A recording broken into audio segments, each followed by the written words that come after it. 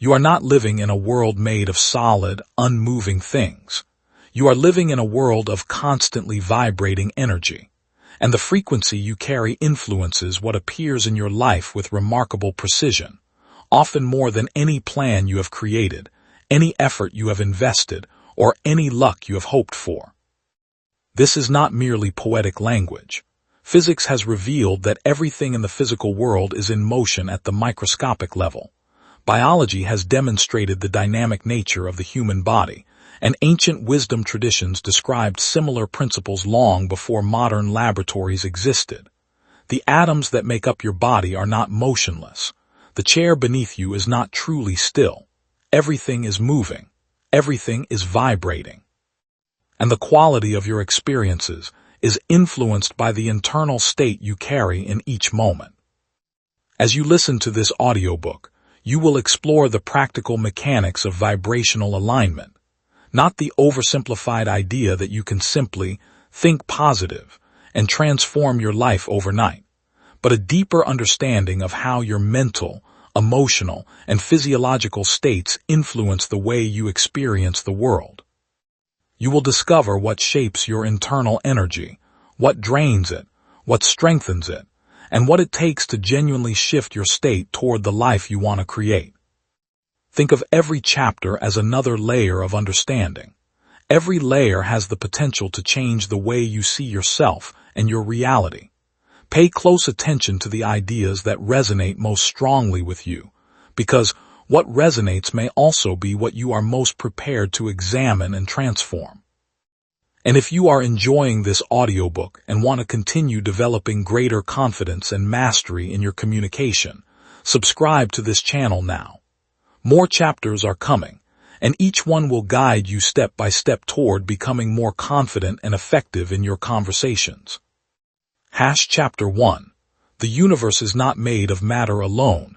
It is a dynamic world of energy. When you look at your hand right now, it appears solid. It seems completely still, with weight, texture, and clearly defined boundaries separating it from the air around you. But imagine being able to zoom in far beyond what the human eye can see. Move past the skin, past the cells, past the molecules, and eventually beyond the atoms themselves into the subatomic world explored by modern physics. At that level, the picture changes dramatically. What appears solid and motionless is actually an incredibly dynamic system. Atoms contain vast amounts of empty space, while particles and fields interact continuously. Energy moves, systems fluctuate, and matter behaves according to principles that are very different from the solid world experience we encounter in everyday life. The physical world we experience is therefore far more dynamic than it appears. This is not simply a philosophical idea. Modern physics has fundamentally changed our understanding of matter, energy, and the structure of reality. Max Planck, one of the pioneers of quantum theory and the recipient of the 1918 Nobel Prize in Physics, played a foundational role in transforming our understanding of the microscopic world. His work helped establish that energy is not always exchanged in a continuous manner, but can occur in discrete quantities known as quanta. The discoveries that emerged from quantum physics challenged many assumptions of classical physics and opened the door to a much more complex understanding of reality. The implications of quantum physics have gradually moved beyond specialized scientific circles and into broader discussions about consciousness, observation, and the nature of reality. This audiobook explores that intersection while distinguishing genuine scientific findings from exaggerated interpretations. At the quantum level, particles can be described by superpositions of possible states. Before measurement, a quantum system can exist in a combination of possibilities, while an interaction or measurement produces a definite outcome. The role of observation in quantum mechanics has fascinated scientists and philosophers for generations.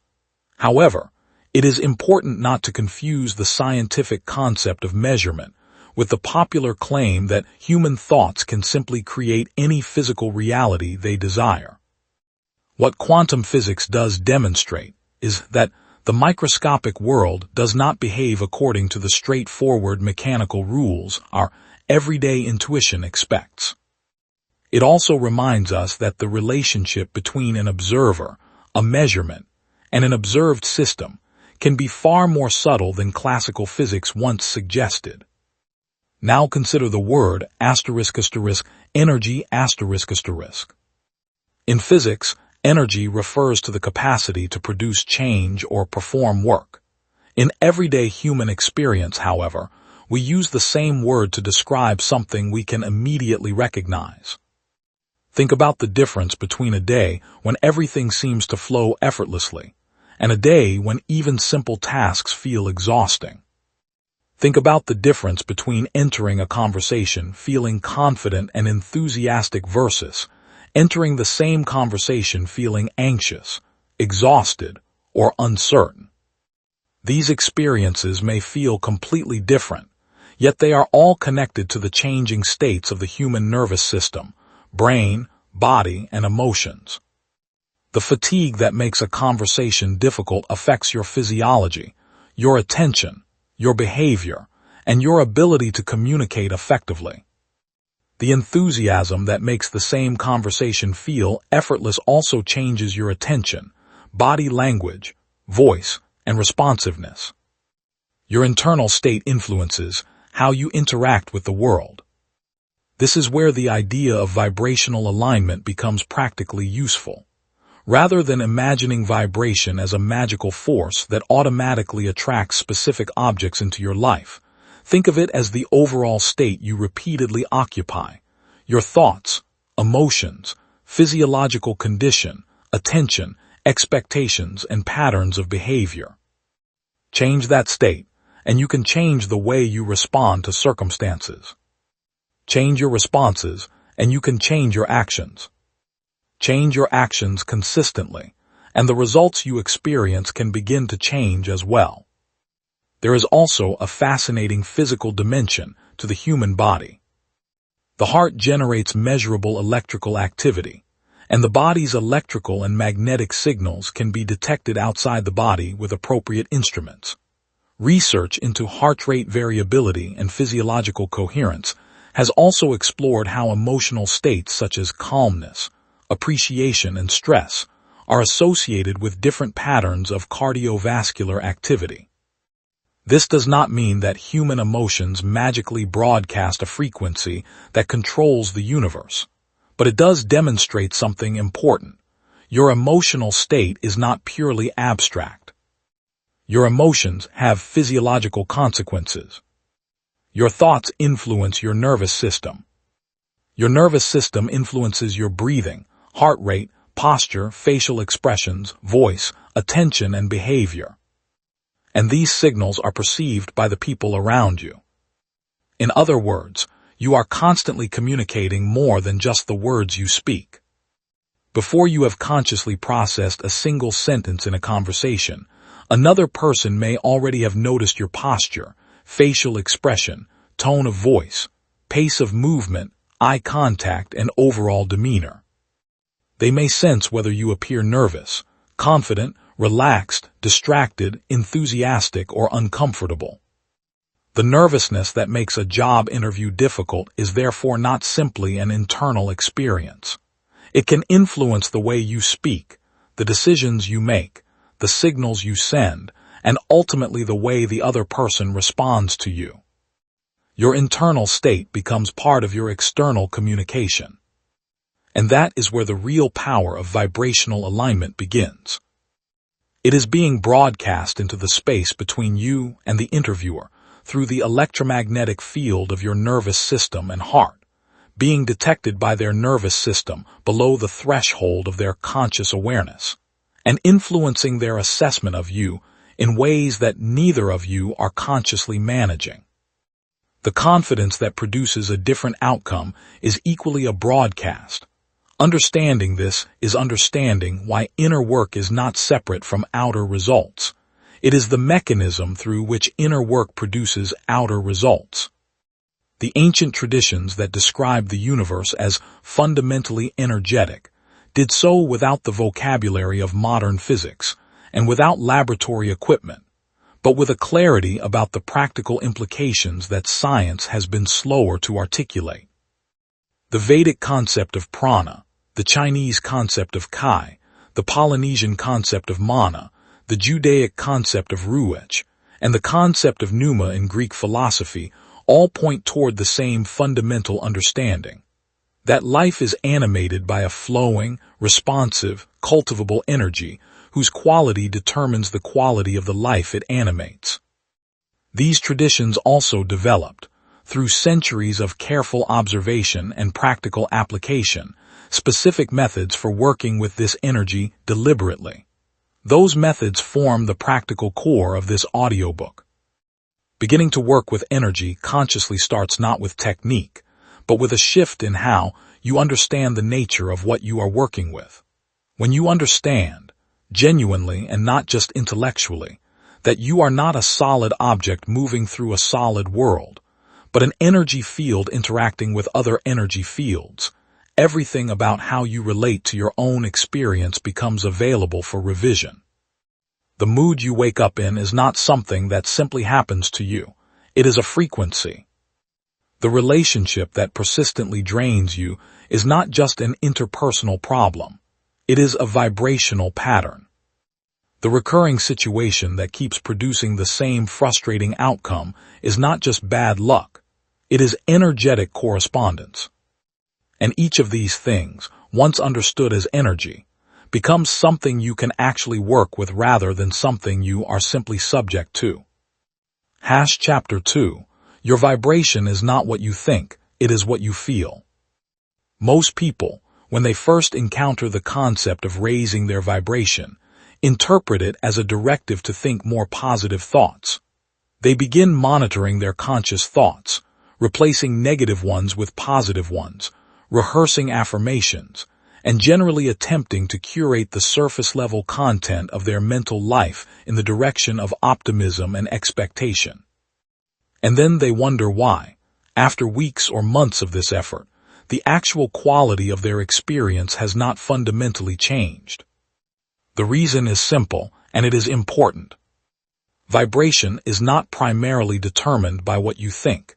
It is determined by what you feel. Thoughts influence vibration through the emotional states they generate, which means a positive thought held without genuine positive feeling produces almost no vibrational shift, while a deeply felt emotional state, whether the thought accompanying it is positive or not, is a powerful vibrational reality. The distinction between thinking and feeling, between cognitive content and emotional state, is crucial to understanding why some people's inner work produces rapid, visible results, while others produce almost none. The person who diligently practices positive thinking while their nervous system is chronically running in a state of background anxiety is, in vibrational terms, broadcasting at the frequency of anxiety, regardless of the positive content of their conscious thoughts. The subconscious mind, which is responsible for the emotional undercurrent that determines vibrational frequency, is not impressed by the performance of positivity at the surface level. It is responding to the total accumulated emotional reality of the inner life, and that reality includes everything that is not consciously managed, which is typically the majority of what is actually happening. Emotional states have specific physiological signatures that can be measured, and these signatures differ in ways that correspond to what various traditions have described as high and low vibration. States such as genuine gratitude, love, joy, and enthusiasm produce elevated heart rate variability, reduced cortisol, increased DHEA, coherent electromagnetic patterns in the heart's field, and increased activity in the brain's prefrontal cortex, the region associated with creative thinking and access to broader options. States such as fear, anger, shame, and chronic anxiety produce suppressed heart rate variability, elevated cortisol, reduced immune function, incoherent heart field patterns, and dominance of the brain's threat detection systems. These are not equivalent states with equivalent effects. They are genuinely different physiological conditions that produce different biological, neurological, and electromagnetic realities. The reason your vibration is what you feel rather than what you think is, therefore, grounded in the physiology described above. The electromagnetic field broadcast by the heart changes in response to emotional states, not in response to thoughts unless those thoughts generate genuine feeling. The hormonal environment that shapes cellular function responds to emotional reality, not to cognitive content alone. The autonomic nervous system, which governs the fundamental background state of the biological system, is regulated by emotional experience in ways that thought alone cannot directly override. To change your vibration, you must change what you genuinely feel, which requires working at a deeper level than the editing of conscious thought content. The problem that most people face when they try to directly change what they feel is that genuine emotion cannot be manufactured on demand through a simple decision. You cannot decide to feel grateful and genuinely feel gratitude the way you can decide to say the word grateful and say it. Genuine feeling requires the right kind of trigger.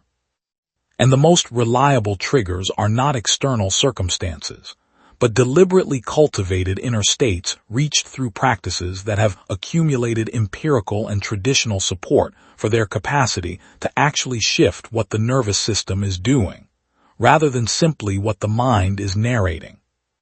Visualization, when done with sufficient vividness and genuine engagement, is one such practice.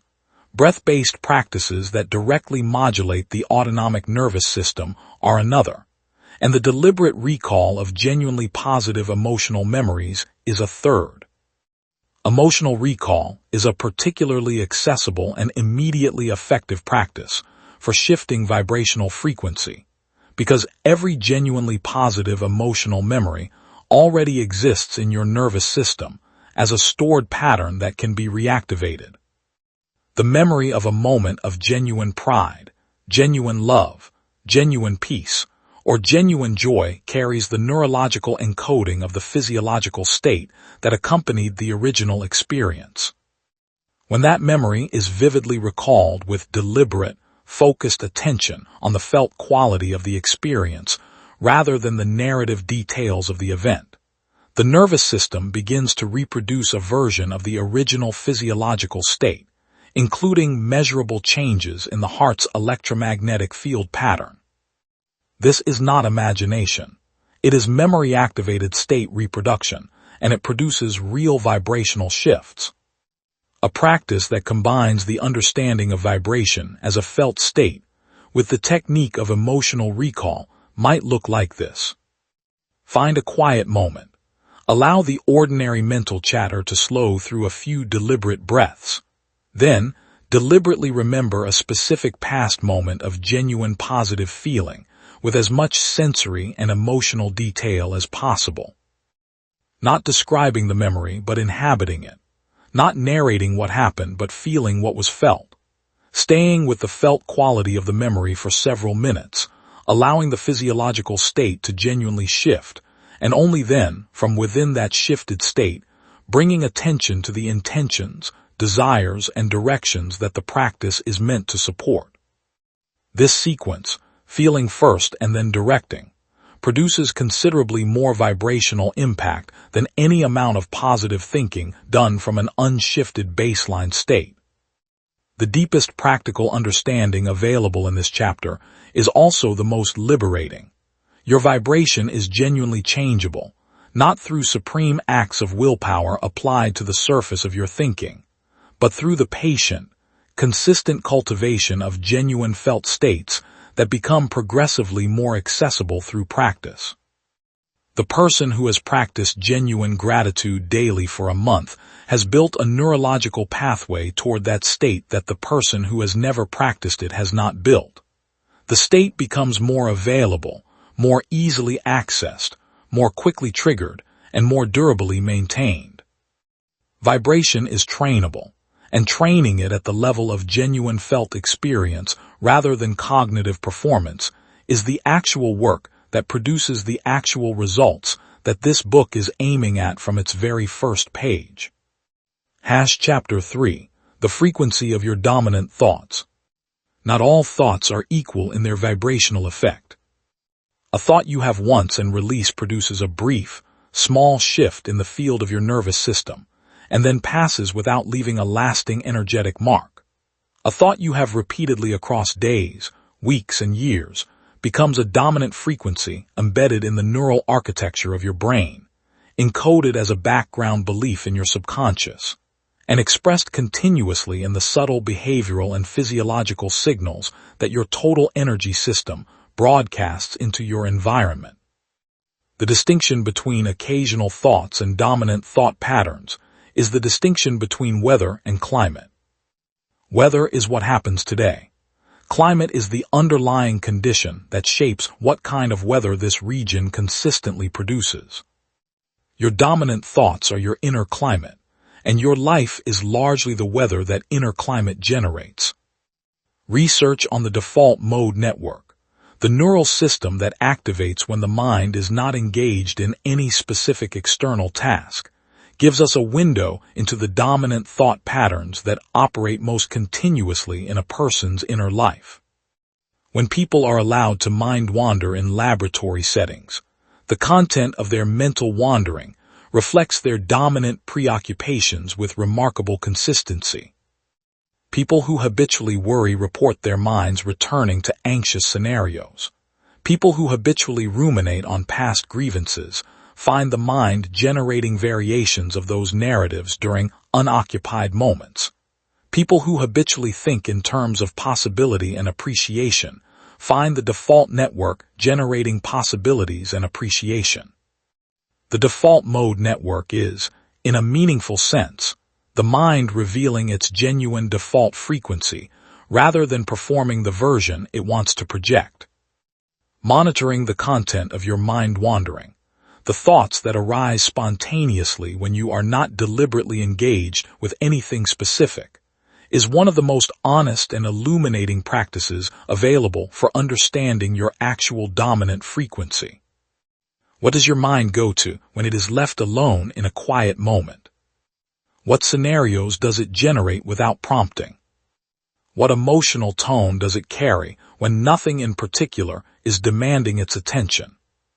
The answers to these questions reveal the frequency you are actually broadcasting, rather than the frequency you intend to broadcast. And the gap between these two is the primary variable in understanding why your inner work may not be producing the outer results you expect. The neuroscience of thinking and frequency is grounded in what is sometimes called Hebb's law, the principle that neurons that fire together wire together. Every thought you think strengthens the neural pathway associated with that thought, making the same thought easier to think again. Every emotional state you habitually enter strengthens the neural circuitry associated with that state, making it the path of least resistance in future moments of unguided mental activity. This means that the dominant frequency of your thinking is literally built into the physical structure of your brain, through the accumulated weight of what you have most consistently thought and felt. And changing that dominant frequency requires the specific, patient practice of building alternative neural pathways through consistent repetition of genuinely different thought and emotional patterns. The concept of a dominant thought goes deeper than the level of consciously held opinions and surface-level thinking.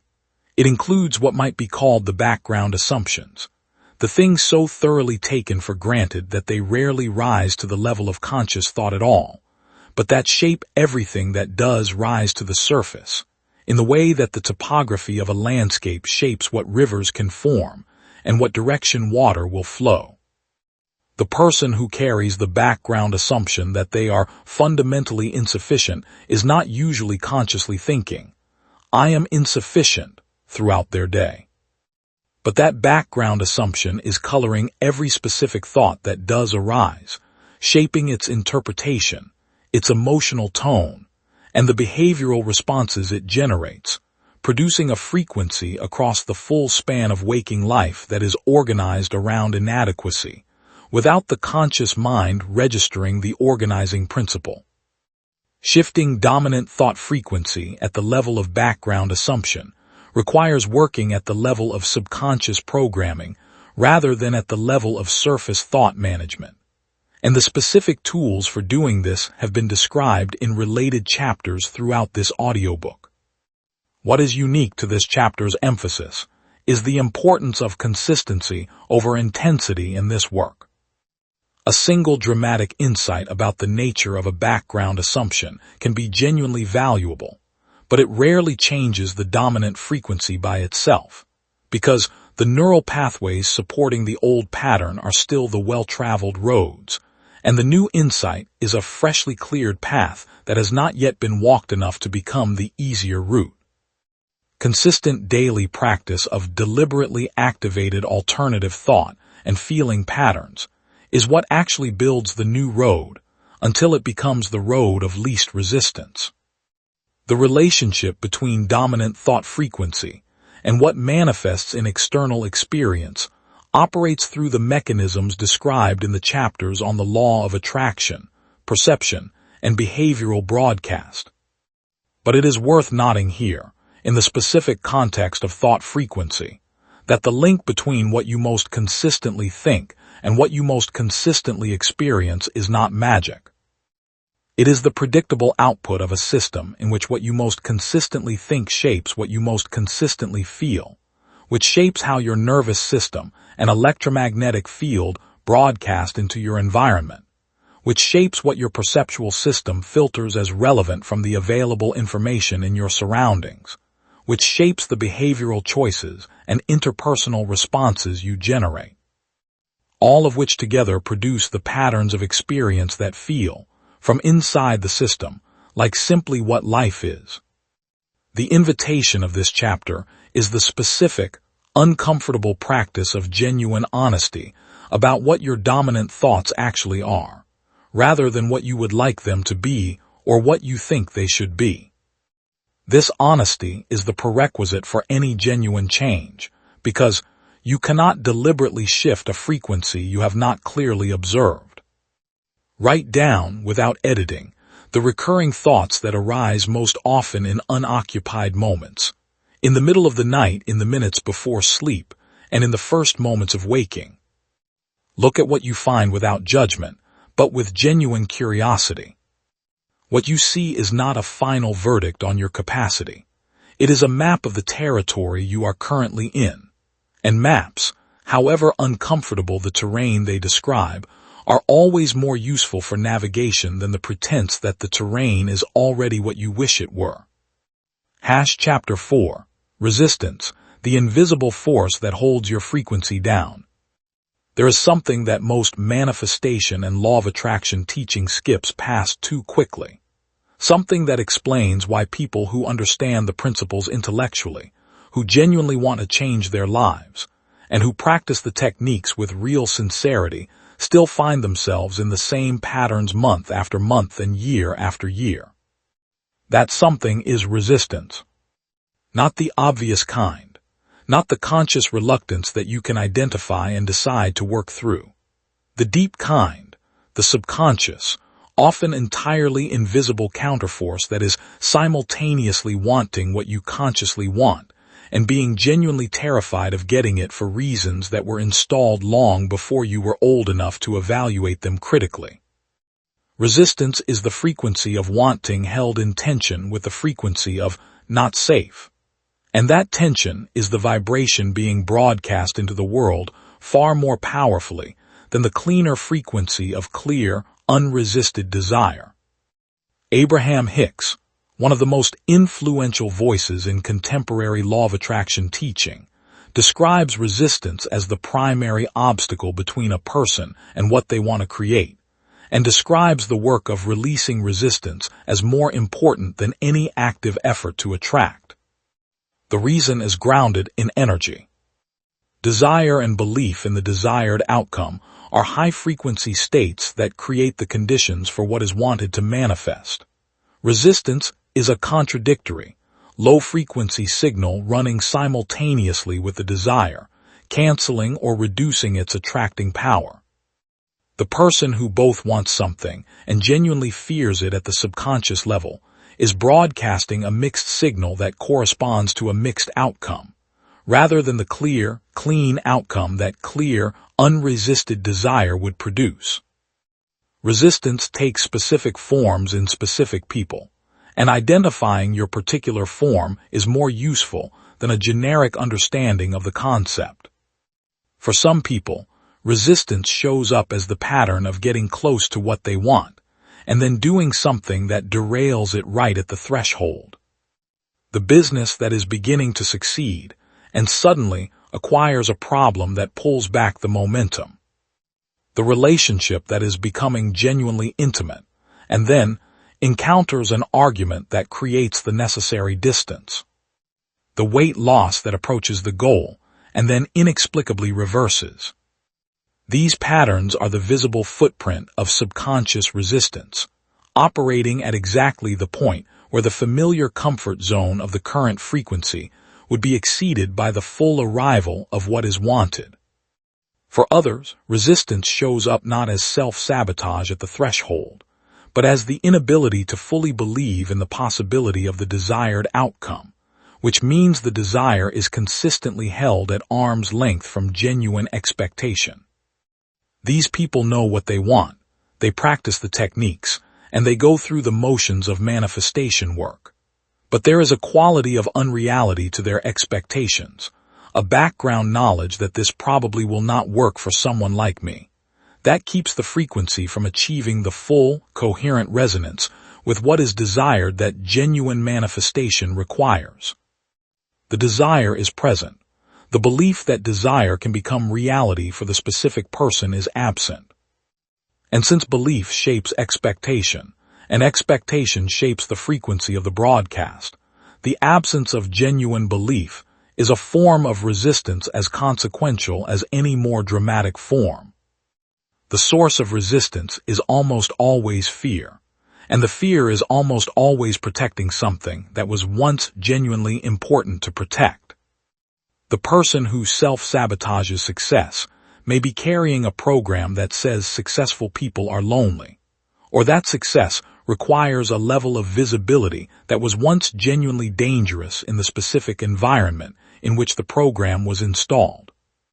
The person who cannot genuinely believe in their own ability to have what they want may be protecting themselves from the devastating disappointment of genuinely trying and genuinely failing, which may have happened before in a way that the nervous system is not willing to repeat without significant evidence that the outcome will be different this time.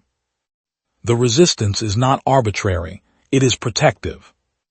And treating it as an enemy to be overcome rather than as a signal to be understood is one of the most common reasons that resistance proves so persistently difficult to release. Working with resistance rather than against it begins with the specific practice of getting curious about what the resistance is protecting. When you notice the pullback from what you want, the familiar pattern of not quite getting there, or the background doubt that undercuts the desire, try asking genuinely, what is this protecting me from? What would I lose? What would change? What risk would I be exposed to if what I want fully arrived?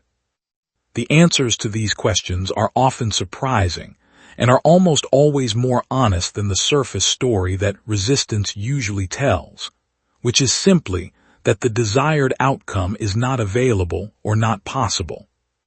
The deeper truth is almost always that it feels dangerous in a specific, traceable way, and that specific danger is what needs to be addressed for the resistance to genuinely release. The energetic work of releasing resistance requires meeting the fear that underlies it with genuine compassion and genuine reassurance, rather than with the force and impatience that the frustrated, wanting mind typically brings to it. The subconscious program generating the resistance was installed to protect a younger, more vulnerable version of you that genuinely needed protection in the specific circumstances that generated the fear. Approaching that program with an understanding of where it came from, acknowledgement of what it was trying to accomplish, and genuine reassurance that the current situation differs from the original threatening one in specific, important ways, tends to produce more genuine release than any amount of positive thinking force applied over the resistance from above. As resistance releases, even partially, the vibrational quality of the inner broadcast changes in a way that is felt before it is seen in external results. There is a quality of lightness that accompanies genuine release, a specific sense of something having moved that was previously stuck. That is unmistakable when it occurs. This is not the artificial lightness of performed positivity.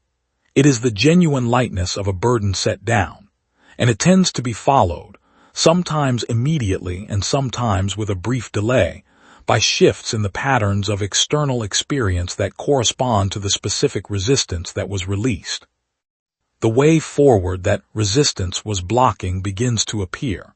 The opportunity that was somehow never quite arriving begins to show up. The relationship pattern that was repeating begins to shift. The energy that was held in the tension of resistance is now available to flow in the direction of the genuine desire it was blocking. Chapter 5. The vibrational scale, where you are and where you are going. Consciousness does not exist at a single, flat level. It exists across a range and the quality of your experience, including what you can perceive, what you can access creatively, what connections you can make with other people, and what you can attract into your life, varies systematically with where on that range your dominant frequency is operating. The map of this range that has been most extensively studied and most practically useful is the one described by David Hawkins in his work on the scale of consciousness, which assigns numerical calibrations to different states of consciousness and emotion, from the lowest, which he called shame, through apathy, grief, fear, desire, anger, and pride, into the states he considered above the critical threshold of courage, including neutrality, willingness, acceptance, reason, love, joy, peace, and enlightenment. The specific calibrations can be debated, but the directional principle they represent is grounded in genuine understanding of how different emotional states produce genuinely different access to the resources, perceptions, and possibilities of life. The states below what Hawkins called the critical level of courage, roughly corresponding to the states dominated by fear, shame, guilt, and apathy, produce a quality of inner experience and a quality of outer broadcast that tends to contract rather than expand what is available. From within these states, the world appears threatening. Options appear scarce. Other people appear adversarial, and the sense of personal agency, the felt conviction that one's own choices and actions can influence outcomes, is minimal. These are not character flaws in the people operating from these states. They are the genuine characteristics of these states, produced by the specific physiological, neurological, and electromagnetic conditions associated with them. A person in chronic fear is not broken. They are in a state with specific limitations, and the path forward is through understanding and shifting the state rather than through judging the person who is in it. The states above the critical threshold share a different quality that can be recognized by those who have spent time in them. A sense of expansion, of genuine possibility, of creative access, and of connection, both to their own deeper resources and to the people and circumstances around them. From within a state of genuine love, for example, problems that felt insurmountable from within fear begin to appear as challenges that can be engaged with creatively. From within genuine peace, the noise that chronic anxiety produces in the mind quiets enough to allow the kind of clear, integrative thinking that produces insight rather than just processing. The states are not just emotionally different. They are functionally different, producing genuinely different access to the mind's full range of capability. Moving upward on the vibrational scale is not a linear, perfectly smooth process. People do not simply decide to move from fear to courage and find themselves there permanently. The movement is more typically cyclical, involving the regular experience of higher states through deliberate practice and the recognition, and working through of the patterns and resistances that pull the frequency back toward the familiar range. What changes with genuine, consistent practice is the center of gravity, the level that the frequency most naturally returns to when it is not being deliberately directed, gradually shifting upward over time as new patterns are established at the neurological level and old ones lose their automatic dominance. The practical value of understanding the vibrational scale lies in its power as a diagnostic tool. When you can recognize the specific emotional state you are in and place that state on a continuum from contracted to expanded, from low access to high access, you have genuinely useful information about where you are vibrationally and in what direction a genuine shift is available. Rather than simply feeling bad and wanting to feel good, you can recognize specifically that you are in anxiety and that the next available step upward is not full peace, but perhaps the state of courage, the willingness to act despite the anxiety, which is considerably more accessible than a direct jump to peace from within the anxious state. Small, sequential steps upward on the scale tend to be more achievable and more durable than attempted large leaps that fall back to the starting point. The concept of the next available vibration is one of the most practically useful applications of the scale in daily life. When you are in a state of heavy grief, for example, the next available vibration is not joy. It is perhaps anger, which, though still below the critical threshold, represents a movement from powerlessness toward power, from complete collapse of will toward at least some energetic assertion of the self. Anger in this context is a step up, even though it does not look like progress from a purely surface-level assessment of emotional tone. Similarly, moving from apathy toward desire, from desire toward anger, from anger toward pride, and from pride toward courage represents genuine vibrational progress, even when the states involved are still on the lower portion of the full range. Meeting yourself where you actually are, rather than demanding a leap to where you want to be, is the compassionate and effective approach to vibrational elevation. Environmental influences on your vibrational level are real and significant enough to deserve explicit attention in any serious discussion of managing frequency. The people you spend the most time with are either pulling your frequency up or pulling it down, not through any dramatic influence, but through the simple mechanism of nervous system entrainment, the natural human tendency for nervous systems in proximity to synchronize. The media you consume is setting an emotional tone that your nervous system absorbs as its ambient background, often without conscious awareness of the absorption. The physical environments you inhabit either support the physiological conditions of higher frequency states, or undermine them through chronic noise, clutter, conflict, or the specific kind of energetic density that accumulates in spaces where low-frequency emotions have been the consistent resident reality for extended periods. The most important understanding to carry from this chapter is that the vibrational scale is not a static ranking of better and worse people. It is a dynamic map of states that every human being moves through in the course of living a human life. And the work of deliberate vibrational elevation is available to anyone willing to honestly assess where they currently are and commit to the patient, consistent practice of the specific methods that produce genuine upward movement. The scale tells you where to look for the next step. The practices throughout this audiobook give you the tools to take it.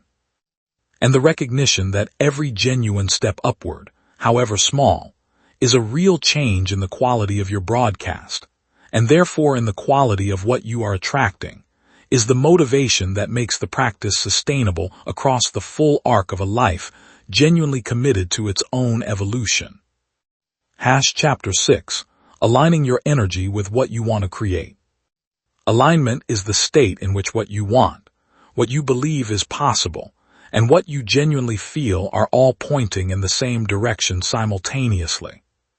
Most people are not in alignment most of the time. They want something. but they do not genuinely believe it is available to them. Or they believe it might be possible in theory, but their dominant emotional state is not one that corresponds to the experience of having or moving toward what they want. Or they consciously want one thing while their unconscious programming is organized around the genuine expectation of something else entirely. These misalignments are the primary reason that sincere effort in the direction of a desired outcome so often fails to produce it, while effortless alignment occasionally produces results that look, from the outside, like remarkable luck. The concept of alignment in the energetic and manifesting context is sometimes described as getting out of the way, because the primary obstacle between most people and what they want is not an absence of the desired thing from the universe, but a set of inner conditions, contradictory beliefs, emotional resistance, and vibrational mismatches that are essentially blocking what would otherwise flow naturally toward the clear, aligned desire. Water does not struggle to flow downhill.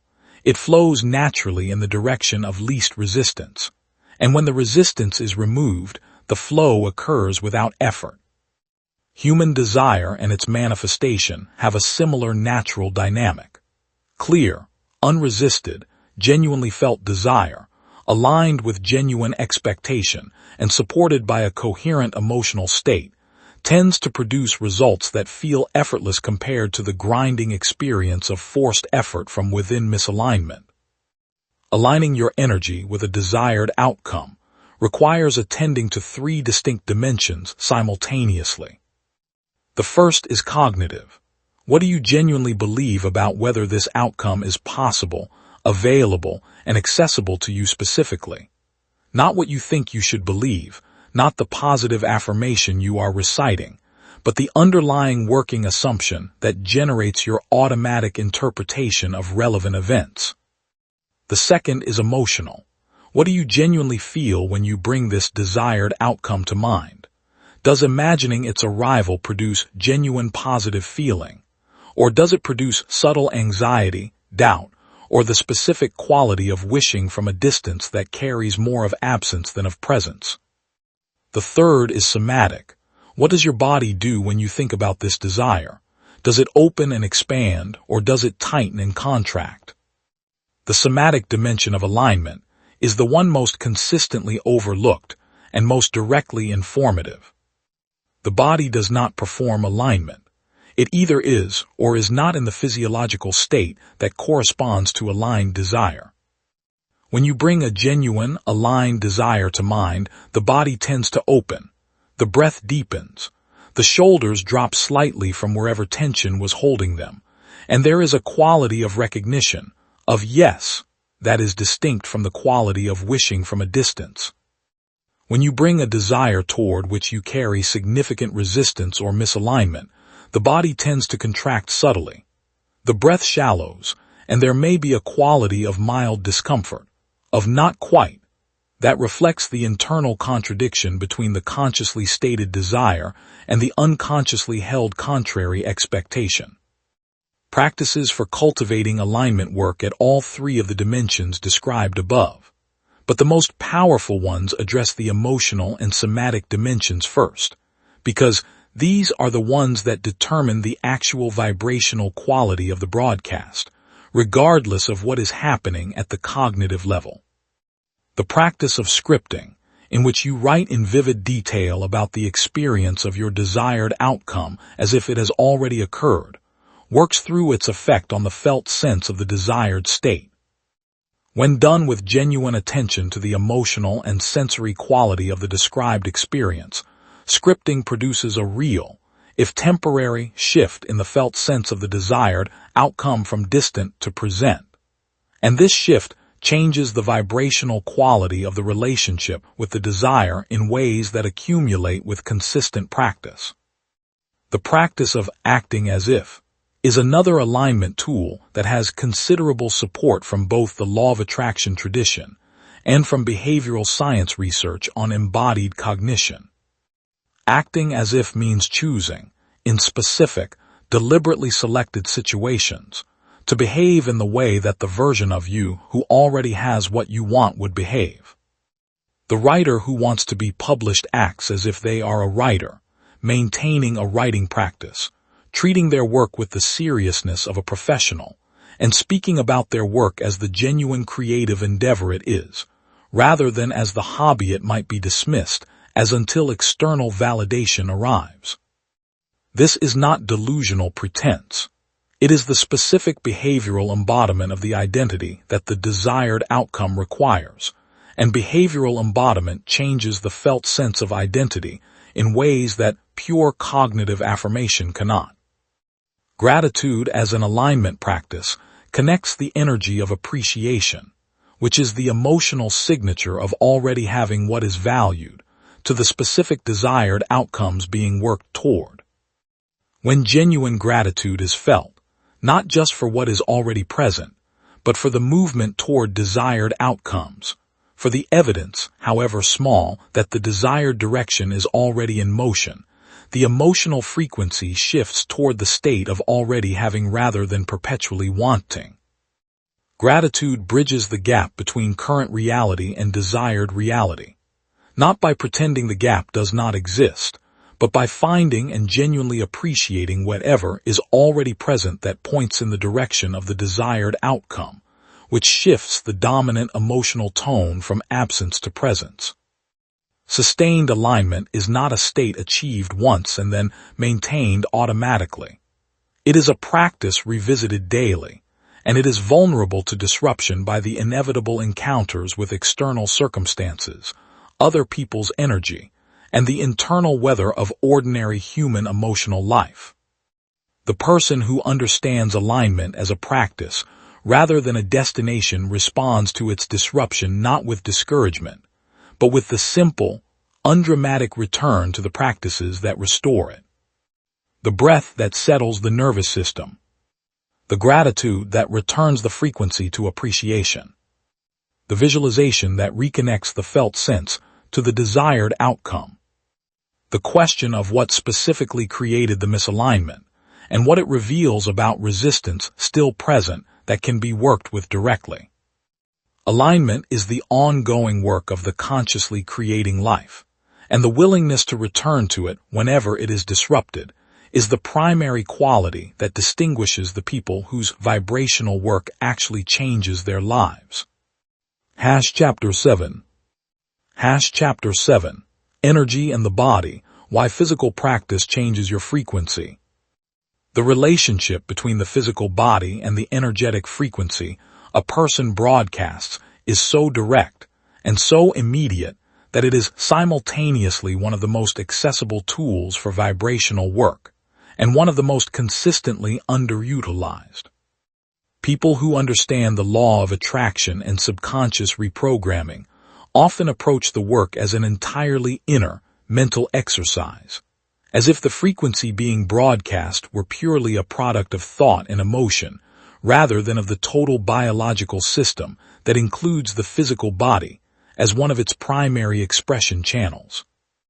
But the body is not a passenger in the energy system. It is the physical substrate through which the energy system operates, and the specific physiological state of the body is both an expression of the current vibrational frequency and a powerful, direct lever for changing it. Physical posture is one of the most immediate and dramatically effective somatic levers available for frequency change, and the research on its effects is more extensive than most people realize. Amy Cuddy's research at Harvard, which sparked considerable scientific debate, but also considerable replication in its core findings, found that adopting expansive physical postures, the specific configurations that take up more space vertically and horizontally, produce measurable hormonal changes within 2 minutes of adoption. Testosterone, associated with confidence and assertiveness, increased. Cortisol, associated with stress and threat, decreased. These changes were not merely felt. They were biochemically real, and they changed not just how people felt, but how they performed in subsequent high-stakes interactions. The body is not just expressing the emotional state, it is generating it. The breath is perhaps the single most powerful physiological lever available for frequency change, because it operates across multiple systems simultaneously and is both voluntary and involuntary, meaning it can be deliberately directed in ways that most other physiological processes cannot. Slow, deep diaphragmatic breathing activates the parasympathetic nervous system, the branch responsible for rest, restoration, and the physiological conditions of calm, open, receptive awareness.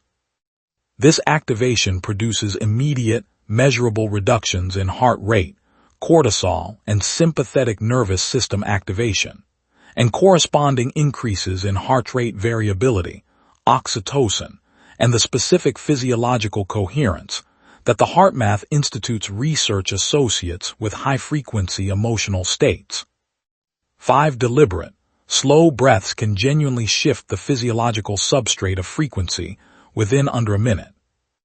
Movement is a frequency tool that has been used in every culture in human history, from the ecstatic dance traditions of indigenous peoples to the martial arts and yoga practices of Asia, to the walking meditation traditions of Buddhist monasticism. This is because physical movement of the right kind reliably shifts the energetic state of the total system in ways that stationary mental practice alone cannot always achieve. The specific mechanism involves multiple pathways simultaneously, the production of endorphins and other neurotransmitters that elevate mood, the discharge of accumulated physiological stress that keeps the nervous system in a chronic, low-grade activation state, the increase in blood flow that supports brain function and emotional regulation, and the embodied quality of fully inhabiting the physical experience of the moving body, which interrupts the ruminative mental activity that perpetually recycles low-frequency emotional states. The relationship between the physical body and energy, as described in traditional Chinese medicine and related systems of understanding, involves the concept of *chi***, the life force that flows through specific pathways called meridians throughout the body.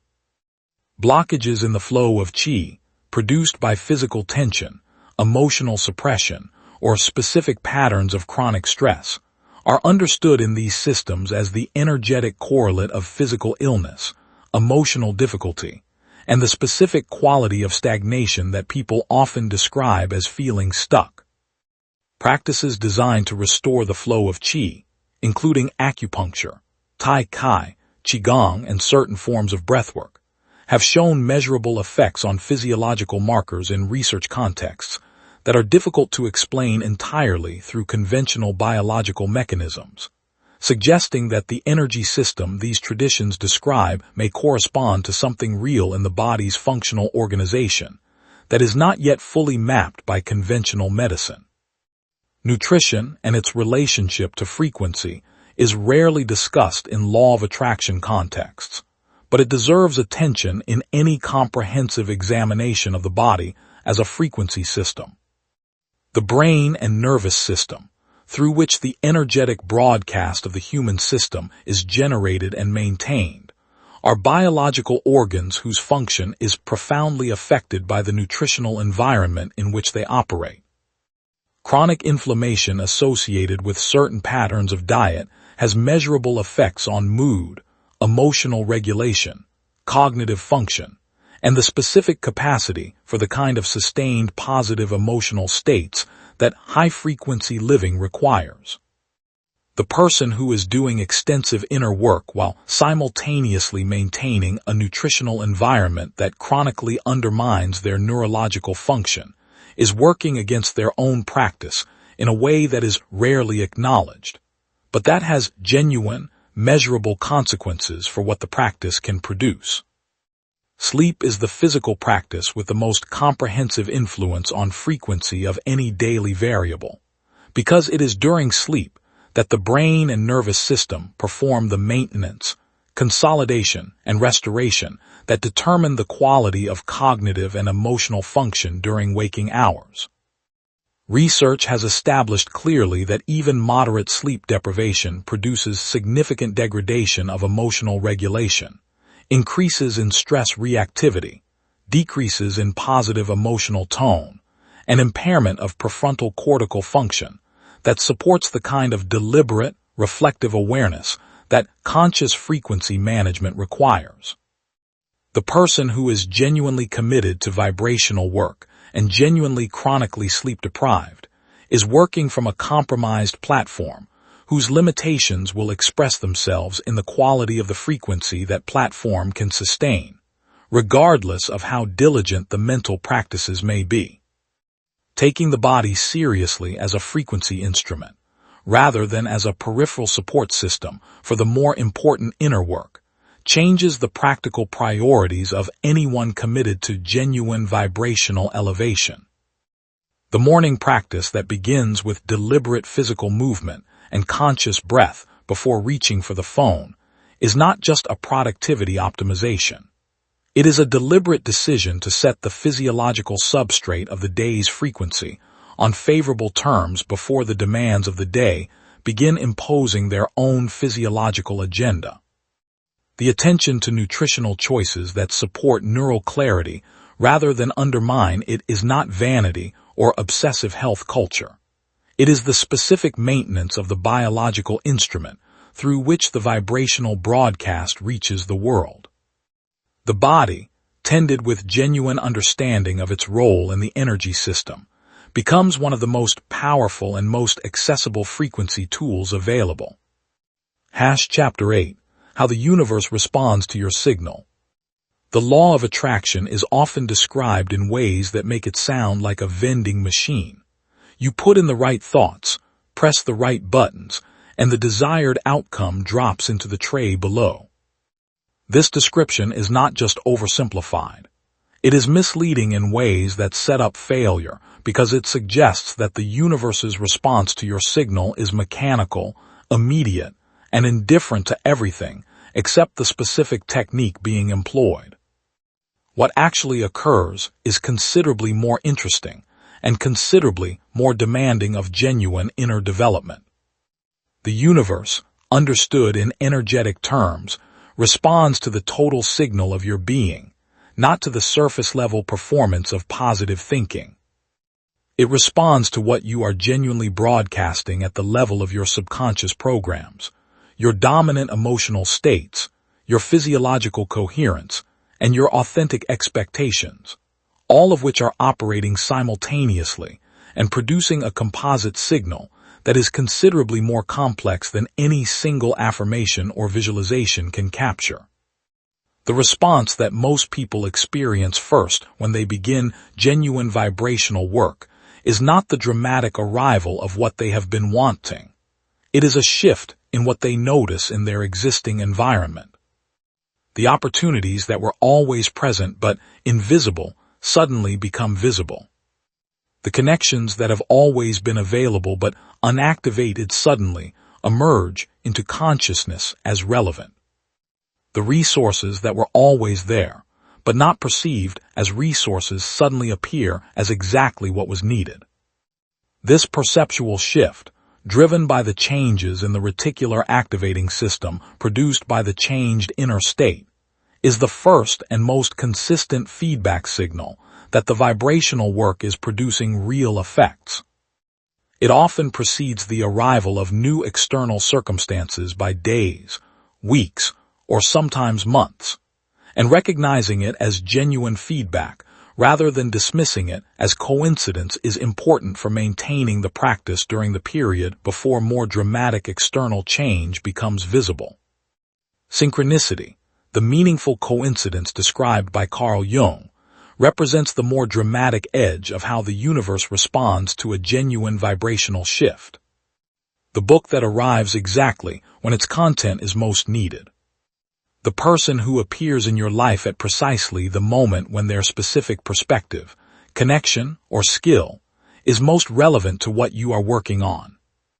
The opportunity that emerges right at the threshold of the capacity you have just finished building. These experiences are reported with remarkable consistency by people who have been doing genuine, sustained inner work, and they are difficult to explain entirely through the conventional mechanisms of attention and behavioral shift. Though those mechanisms certainly account for some of them, they suggest a more responsive relationship between the inner world and the outer world than a purely mechanical universe would produce. The timing of the universe's response is one of the dimensions that creates the most frustration for people doing this work, because the timing is rarely what the impatient mind expects or prefers. The thing most commonly described in law of attraction teaching as the gestation period, the interval between setting a clear, aligned desire and seeing its manifestation in physical reality, is genuine and often longer than people who are new to this work expect. The reasons for this are multiple. The clearing of contradictory resistance takes time. The building of genuine vibrational alignment through consistent practice takes time. The physical organization of circumstances into the configuration that allows the desired outcome to manifest takes time, because the physical world has its own constraints and its own pace of reorganization that is not simply overridden by the clarity of the inner signal. Trusting the process during the gestation period, without lapsing into the very doubt that extends it, is one of the most challenging aspects of working with these principles, and one that requires the specific inner resources that the rest of this audiobook has been building. The person who maintains genuine, unforced alignment with what they want, who has released the most significant resistance through the practices described in relevant chapters, and who trusts the process with genuine, evidence-based confidence rather than performing trust as a technique, is in a fundamentally different vibrational position than the person who is attempting to use trust as a willpower tool to override genuine underlying doubt. The genuine trust is itself a frequency, an emotional state that the body occupies, and it broadcasts a genuinely different signal than the doubt it is covering. Detachment from outcome is one of the most frequently cited and most frequently misunderstood principles of effective manifestation work. It does not mean not caring about what you want. It means holding the desire lightly rather than clutching it with the anxious, grasping quality that broadcasts the frequency of absence rather than the frequency of expectation. The difference between clear desire held with confident openness and desperate want held with anxious grasping is the difference between an aligned signal and a mixed one. The universe, understood energetically, responds to the signal rather than to the stated desire, which means the feeling quality with which you hold your desire is more determinative of the outcome than the content of the desire itself. The universe also responds to what you do with what arrives, and this dimension is often overlooked in discussions that focus entirely on the inner work. The inspired action, the clear impulse toward a specific step that arises from within the aligned state, is part of how the universe's response moves from internal signal to external manifestation. Ignoring inspired action in favor of waiting for the desired outcome to appear without any corresponding behavioral movement is a misreading of how the energy-to-form process actually works. The aligned inner state creates the conditions for effective action and makes the right actions visible through the shifted perception described above. Taking those actions with the specific quality of ease and confidence that the aligned state provides is the final piece of the loop through which vibrational frequency translates into physical reality. The most honest summary of how the universe responds to your signal is this. It responds to the total, composite, emotionally genuine frequency of your being, not to the performance of techniques, with a response that begins in the perceptual and proceeds to the circumstantial on a timeline determined by the degree of genuine alignment and released resistance present in your signal, and requires the participation of your inspired action to complete the loop from energy to form. This is simultaneously more demanding and more logical than the vending machine version, and it is the version that actually describes what consistently working people's experience of this process looks like. The universe is not a trick to be learned. It is a responsive system to be genuinely aligned with, and the alignment is the work. Chapter 9. The Energy of Money and Abundance. Money is energy. This statement, offered in many financial self-development contexts, is accurate in a more specific and more practical sense than it is usually applied. Money is a medium of energetic exchange, a symbol and a store of the energy that human beings invest in creating value for each other. And its flow, or lack of flow, in a person's life corresponds with remarkable precision to the vibrational frequency that person holds in relation to money, value, and their own deservingness of abundance. The person who holds money in a chronic state of fear, who grips it when they have it and panics when they do not, is broadcasting a frequency in relation to money that is organized around scarcity and threat. And that frequency tends to produce experiences with money that confirm the scarcity story.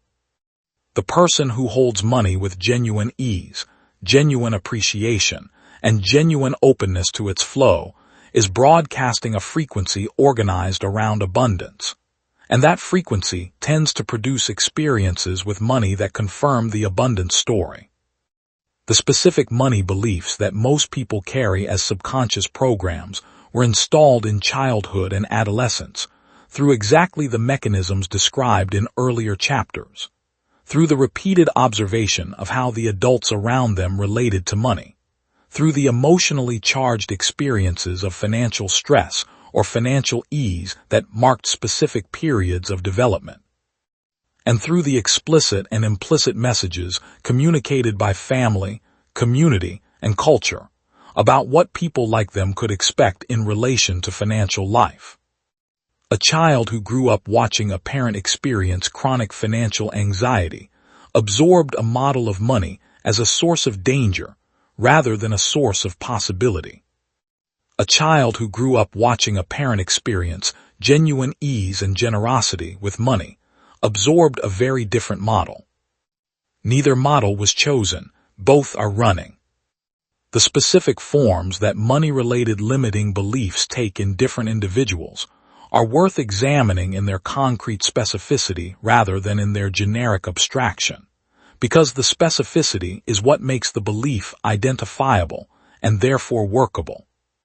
The belief that rich people are greedy or corrupt is a belief that creates a specific conflict between wanting money and wanting to be a good person, which the subconscious resolves by ensuring that money does not arrive in quantities large enough to threaten the good person identity.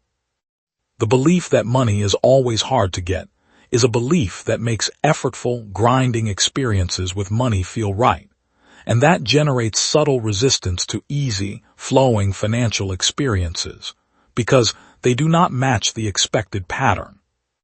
The belief that there is never enough is a belief that produces spending patterns, financial decisions, and attentional filtering that keep the experience of not enough perpetually available, regardless of objective financial reality. T. Harv Eker's work on the money blueprint, referenced briefly in an earlier chapter, is worth returning to in this specific context because his research and teaching has been so precisely focused on the relationship between subconscious financial programming and actual financial outcomes. Eker found that people's financial results tend to match their inner money blueprint with remarkable consistency across different strategies, different markets, and different periods of their lives, and that changing the outer financial results without changing the inner blueprint produces temporary results that eventually revert to the blueprint specifications. The practical implication is direct. Sustainable financial transformation requires inner blueprint transformation first.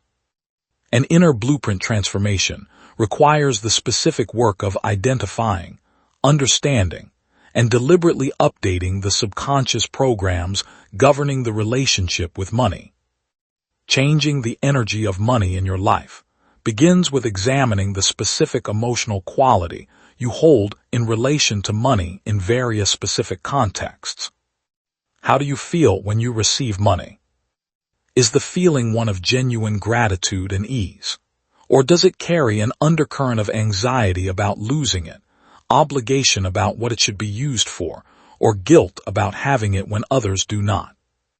How do you feel when you spend money? Is the feeling one of genuine ease and appreciation for the exchange? Or does it carry anxiety, resentment, or the specific quality of something being taken rather than freely given? How do you feel when you think about the money you want to have? Is the feeling genuinely expansive and expectant? Or does it carry the emotional signature of wishing from a distance, the feeling of looking at something through glass that separates you from it? The practice of genuine appreciation for money in its current quantities, however modest, is one of the most consistently effective practices available for shifting the money frequency from scarcity to abundance. Genuine appreciation for what is currently present activates the physiological and electromagnetic conditions of the abundant state, which changes the vibrational broadcast in relation to money from the frequency of not enough to the frequency of genuinely grateful for what is here and genuinely expectant of more. This is not a trick of pretending that the bank account contains more than it does. It is the specific emotional practice of finding and genuinely inhabiting the feeling of appreciation for whatever monetary reality is currently present, because that feeling is the energetic signature of abundance and tends to attract more of what abundance feels like. The energy of giving, as it relates to money, is one of the most counterintuitive and most consistently powerful principles in this area. The experience of genuine, freely chosen giving, of contributing to something beyond the self without the specific quality of sacrifice or depletion, activates the feeling state of abundance, because the capacity to give freely is itself evidence to the subconscious that there is enough to give from. Research on generosity and well-being consistently finds that giving, when it arises from genuine choice rather than obligation, produces positive effects on both the giver's mood and their sense of their own financial security. Even when the giving involves what might appear to be a reduction in available resources, the giving resets the vibrational relationship with money from scarcity to flow. And flow is the frequency from which genuine financial abundance most naturally develops. The energy of receiving is an equally important and equally often neglected dimension of the money frequency. The person who cannot receive money gracefully, who deflects generosity, minimizes their own value, or feels uncomfortable with financial recognition of their contribution, is broadcasting a frequency in relation to receiving that limits what can flow toward them, regardless of the strength of the desire for abundance. Practicing genuine, graceful receiving, beginning with small amounts and small gestures, and building the capacity for receiving with genuine ease and genuine appreciation, is the energetic practice of opening the channel through which financial abundance actually arrives. The desire for abundance without the vibrational capacity to receive it is like wanting water to flow through a pipe while keeping the valve closed. The inner valve is the capacity to receive, and opening it is the specific work of this dimension of money energy. Chapter 10. Relationships as vibrational mirrors. Every significant relationship in your life is reflecting your current vibration back to you with a precision that would be startling if it were not so thoroughly normalized by the experience of simply living in these relationships for years. The people who show up consistently in your life, the patterns of how relationships begin and develop and sometimes end, and the specific emotional dynamics that recur across different relationships with different people are not random. They correspond to the vibrational frequency you are broadcasting in relation to other people, to your own worth, to what you believe you deserve to receive in relationship, and to what level of intimacy and visibility feels safe versus threatening. The relationship world is a perfect mirror of the relationship frequency, and reading it accurately is one of the most direct ways available to understand what you are actually broadcasting, as distinct from what you intend or hope to be broadcasting. The principle that like attracts like operates in relationships through both obvious and subtle mechanisms. At the obvious level, people who share similar values, similar interests, and similar ways of engaging with life tend to be drawn together through the ordinary dynamics of social selection. But beneath this obvious compatibility matching, there is a more specific and more revealing form of attraction at work, the attraction of complementary wounds. The person who carries an unhealed pattern of feeling unseen tends to attract partners and close friends who have difficulty genuinely seeing others, confirming the original wound in each relationship. The person who carries an unhealed pattern of feeling unsafe with genuine intimacy tends to attract partners who maintain emotional distance in ways that confirm the pattern. The pattern is not attracting what is wanted. It is attracting what is vibrationally consistent with what is believed, which is the specific experience the wound predicts. Reading the relationship mirror requires a specific quality of honest, compassionate attention that most people resist, because what the mirror reveals is not always comfortable. The pattern of consistently attracting partners who are emotionally unavailable is not comfortable to see as a reflection of one's own vibrational relationship with emotional availability. The pattern of consistent conflict in professional relationships is not comfortable to see as a reflection of something in one's own frequency that is contributing to the conflict. The temptation is to continue reading the mirror as evidence of other people's faults rather than as feedback about one's own frequency, because reading it as feedback requires taking a form of responsibility that the part of the mind organized around self-protection strongly prefers to avoid. The work of changing relationship patterns through vibrational work begins not with changing who you are in relationship with, but with changing the frequency you are carrying into your relationships. When the inner frequency shifts genuinely, one of several things tends to happen. Existing relationships shift in their quality as the changed broadcast from one person changes the dynamic between them and the people they are already in relationship with. People who previously showed up begin to fall away naturally as the vibrational match between them and the changed person diminishes, and new people carrying frequencies more consistent with the new broadcast begin to appear in the relational field with an ease that was not present before. The inner work produced the vibrational shift. The specific frequency you are broadcasting in relation to your own worth is the most fundamental variable in the relationship mirror, because it determines what quality of treatment feels normal, and therefore, what quality of treatment you unconsciously select for and unconsciously reinforce in the relationships you inhabit.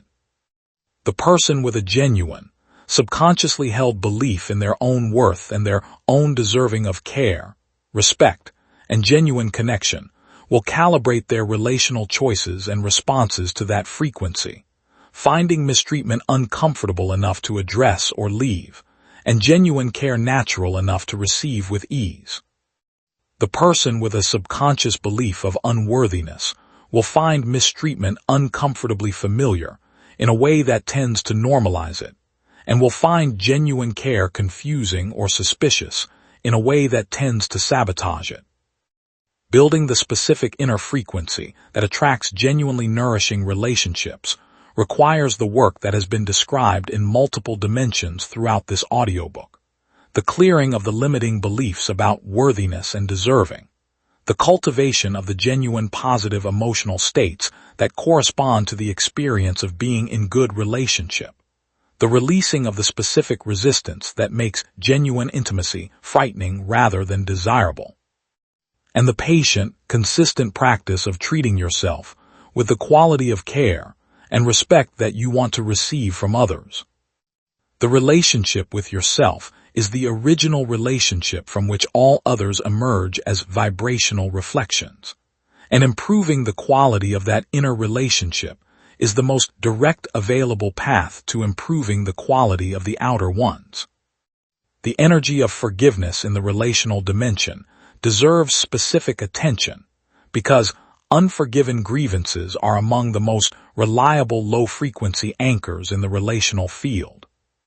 Carrying ongoing resentment towards someone who has genuinely harmed you is not only emotionally painful, it is a vibrational practice of continuously rehearsing the specific emotional experience of having been harmed, which keeps the frequency associated with that harm active and continuously reinforced in the total signal you are broadcasting.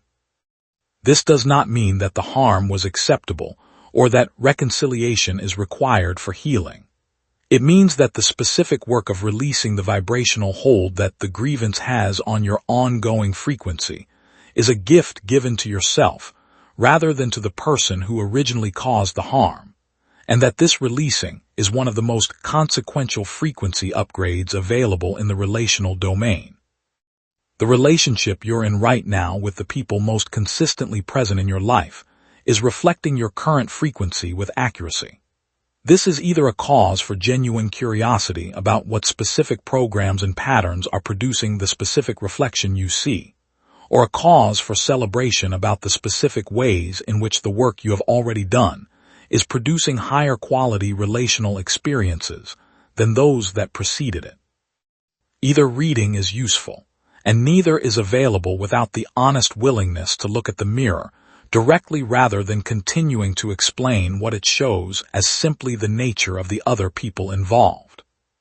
The mirror changes when the frequency changes. The frequency changes through the work, and the work, consistently and genuinely applied, produces a relational world that reflects back the quality of connection that every human being at the level of genuine nature is both capable of and wholly deserving of.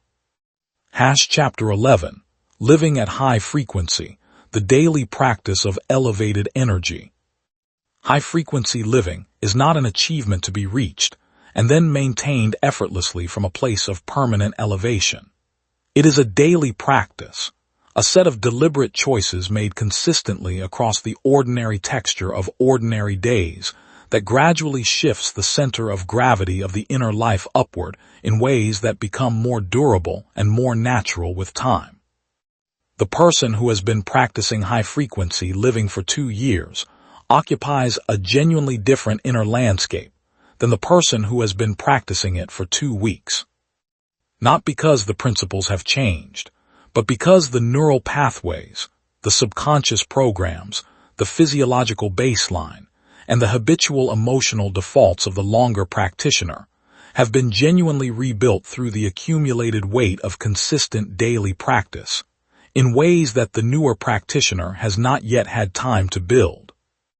The morning window, the period of 20 to 60 minutes after waking before the demands of the day impose their agenda, is the highest leverage daily investment available for establishing the vibrational baseline from which the rest of the day will operate. The specific quality of this window lies in the neurological state it provides, still partially in the relaxed, receptive brainwave state of sleep, not yet fully engaged with the analytical, task-focused mode of ordinary waking consciousness, and therefore in precisely the state of heightened subconscious accessibility described in earlier chapters. Using this window deliberately for practices that cultivate genuine positive emotional states and reinforce the identity and beliefs of the version of yourself you are building produces a vibrational starting point for the day that influences every subsequent moment with a leverage that the same practice done in the middle of a busy afternoon cannot match. Evening practice serves a complementary role, using the same principle of proximity to sleep to consolidate the vibrational work of the day and set the subconscious processing of the night toward constructive rather than anxious material. Many people allow the final hour before sleep to be the most energetically chaotic of the day, filled with stimulating screens, unresolved emotional residue from the day's interactions, and the anxiety-generating content of news and social media. This is precisely the content the subconscious processes during sleep, reinforcing the frequencies active at the transition into sleep with the thoroughness that sleep period consolidation provides. Replacing this habitual final hour with deliberate practice, beginning with a brief review of the day's genuine positives, followed by gratitude, and completed with the kind of visualization or identity-affirming language that sets a clear vibrational tone, is one of the most immediately impactful changes available in the daily practice structure.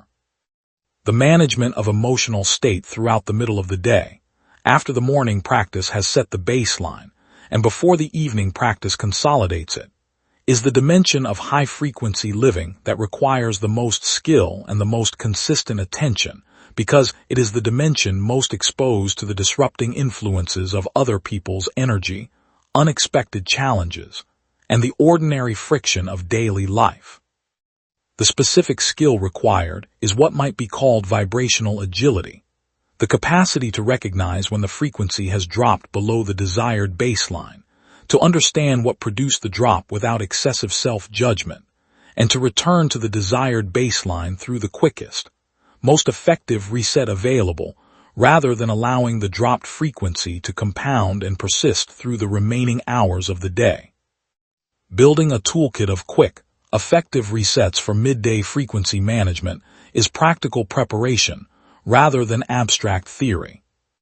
A brief breath practice, 3 to 5 slow, deliberate breaths with extended exhalation, can produce measurable parasympathetic activation within 30 seconds and is available anywhere without explanation or equipment.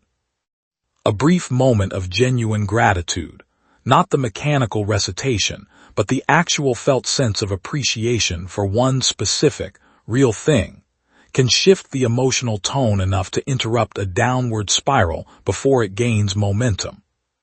A brief physical movement, a walk around the block, or even a few deliberate movements at the desk can metabolize accumulated physiological stress that is anchoring the frequency below its preferred baseline. These are not extensive practices. They are quick, accessible, effective, and available in any moment of any ordinary day. The social dimension of daily high-frequency practice is the one most commonly treated as secondary. But that has consequences as significant as any inner practice, because the people with whom the majority of waking hours are spent are continuously influencing the vibrational baseline through the nervous system entrainment mechanisms described in earlier chapters. Deliberately managing your social environment does not mean eliminating every lower frequency relationship. That would be neither realistic nor always appropriate. Instead, it means becoming genuinely conscious of the energetic quality of your relationships and intentionally investing more time and attention in the people who consistently support, strengthen, and elevate your frequency. At the same time, it means compassionately managing your exposure to relationships that repeatedly drain, disrupt, or destabilize your energy. In the modern world, managing your information environment is another essential part of high-frequency living. This dimension is particularly important because today's information landscape is fundamentally different from anything previous generations experienced. Algorithms are designed to deliver content that generates the strongest emotional reactions, often through fear, outrage, conflict, and social comparison. As a result, unmanaged exposure to modern media can become a continuous low-frequency input into the nervous system, one that even the most disciplined morning practice may struggle to counterbalance if the rest of the day is spent immersed in it. Choosing consciously what information you allow into your mind is not naivety, denial, or an attempt to avoid reality. It is a deliberate way of managing the energetic quality of one of the primary input streams of your waking life. The cumulative effect of consistent high-frequency practices, sustained over months and years, is what creates the quality of life that people who have genuinely committed to this work often describe in ways that can sound almost unbelievable to those who have not experienced it themselves. There is a pervasive sense of genuine ease. Things begin to feel as though they are flowing rather than constantly requiring force. Opportunities appear with a regularity that seems to exceed what effort alone could explain. Relationships begin to carry a quality of nourishment and authenticity that may not have been available before. And perhaps most importantly, your relationship with your own inner world begins to feel less like the continuous management of a difficult and unpredictable system, and more like genuine companionship.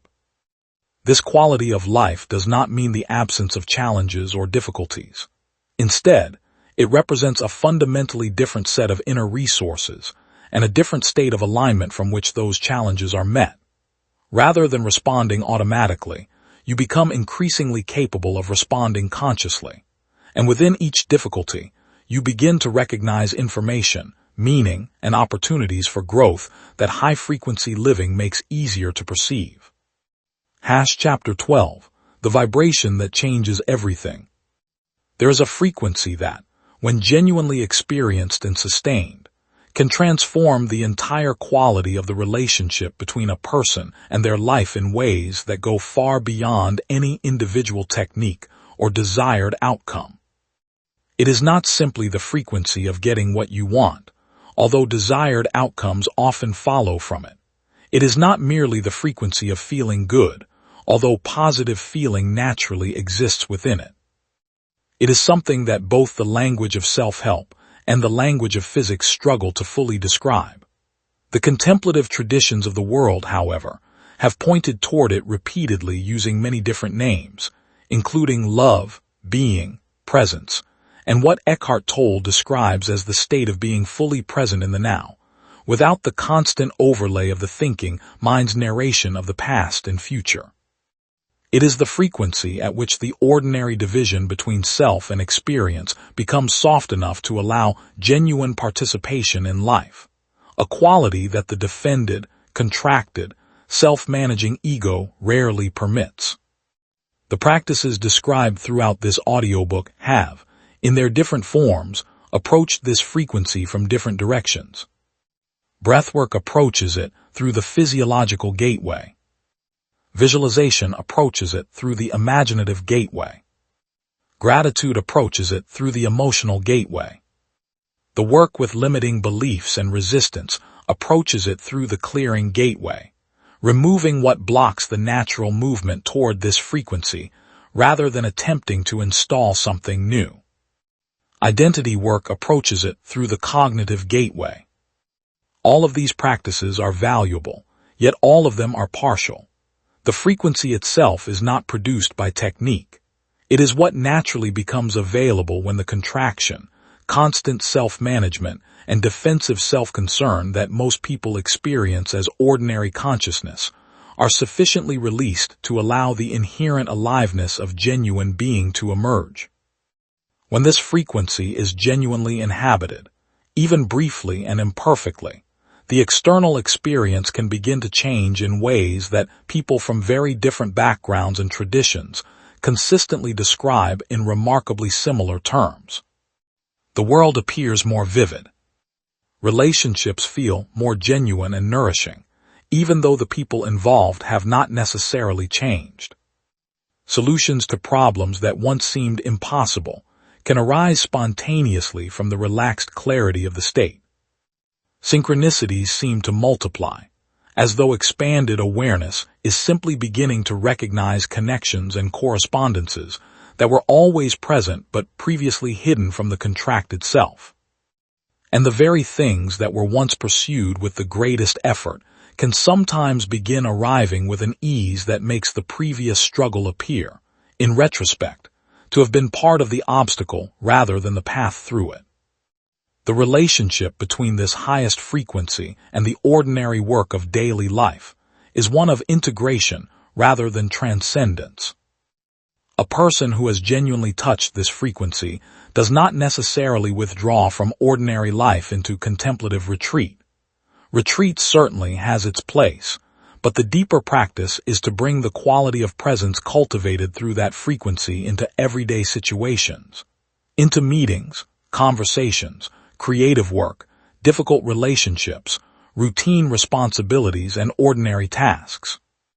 Each situation can be transformed in quality, not because the external circumstances have changed, but because the quality of presence brought into them has changed. This is the specific alchemy that this entire audiobook has been building toward. The understanding that changing what is happening is often less powerful, less durable, and less available than changing the quality of consciousness with which you meet what is happening. The invitation of this final chapter is not to perform the achievement of the highest frequency. It cannot be reached through performance. Instead, the invitation is to deliberately orient yourself toward it, using every tool described throughout this audiobook as a genuine approach to the territory they point toward rather than treating any technique as an end in itself. The breathwork is not ultimately about the breathwork. The visualization is not ultimately about the visualization. The gratitude practice is not ultimately about gratitude. Each practice is a pathway toward a deeper quality of inner aliveness, genuine presence, and genuine openness from which high-frequency living can naturally express itself. Holding these practices as pathways rather than destinations keeps your attention directed toward what they are actually designed to reveal, rather than turning the techniques themselves into the objective. The world that awaits the person who genuinely applies the principles described in this audiobook is not guaranteed to look exactly as they imagined when they began. In many cases, the specific outcomes imagined from an earlier, lower frequency state are replaced as the frequency rises by possibilities that exceed the original imagination in quality, even if they do not always correspond literally to the original image.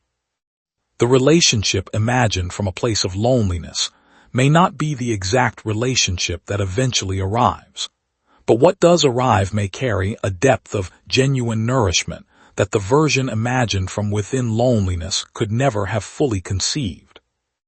The financial abundance imagined from a place of scarcity may not resemble the specific fantasy that was originally envisioned, yet what manifests may carry a quality of genuine ease that the scarcity-based imagination could never have fully captured. Everything is energy, and you are energy.